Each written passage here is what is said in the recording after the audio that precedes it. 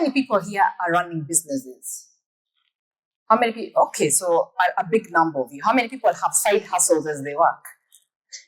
How many people aspire to run businesses? Okay, so everybody's an entrepreneur here. So Centonomy was not my first business. So when I was working, I started a business that helps people buy and sell shares on the stock exchange because that was my profession at that point.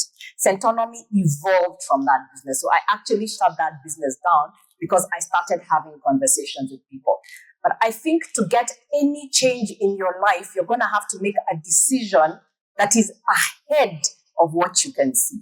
I started Centonomy when I was broke. So you can imagine I'm going to clients, and that time I was doing one-on-one. I want you to understand the Centonomy story because I want you to understand something called multiplication.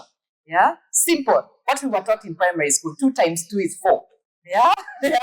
2 times 5 is 10, but 2 plus 2 is 4. So if you keep adding and don't go into multiplication, in your life, you are not going to create wealth. Because wealth is what works when you're not working. So if you want to ask yourself, what is working when I'm not working?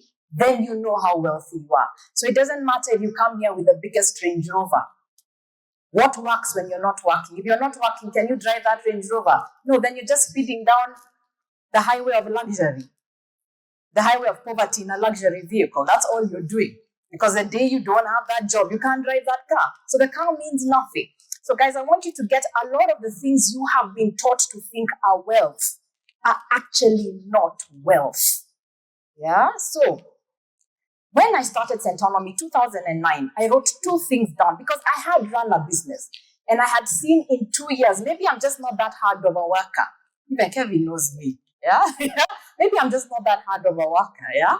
Because in the 2 years of running that business, combined with the business I was with in Kevin, I could see it relied on me every day.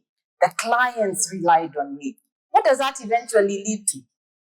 No matter how passionate you are about the business, because people say all you need to me to run a business is passion. No. Yeah, that passion needs to be structured so that the passion can keep going. Yeah, so you need conviction about something. So beyond passion, what are you convicted about? So one, I was very convicted about that everybody has been put on earth to create wealth. We will do it differently, but everybody was put on earth to create wealth. Then the good Bible says, go forth and multiply. That is why I like the word multiply. So when I pivoted into starting to teach, so I was doing one-on-one, but I had written a very important statement. This business must, not can, maybe, must run without me. As I was starting Centonomy, it must run without me. So I'm sitting here after doing one-on-one, 16 years later. Today, I'm here. Today, we're running 3 classes. We're running a class in Uganda. I'm here. This business runs without me.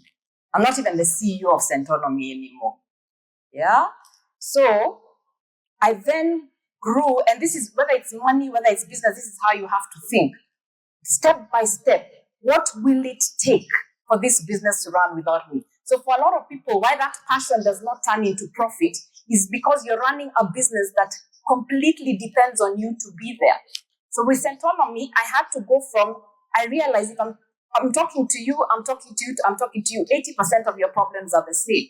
But it's also a bit of humility. When I talk to you about your money, I can tell that I know some things, but there's some things you need that I don't know.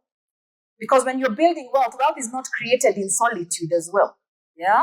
So you have to understand, am I solving a problem for my customer based on what I can do? Or am I actually holistically solving the problem for the customer? And generational businesses are those ones that look at holistic problems.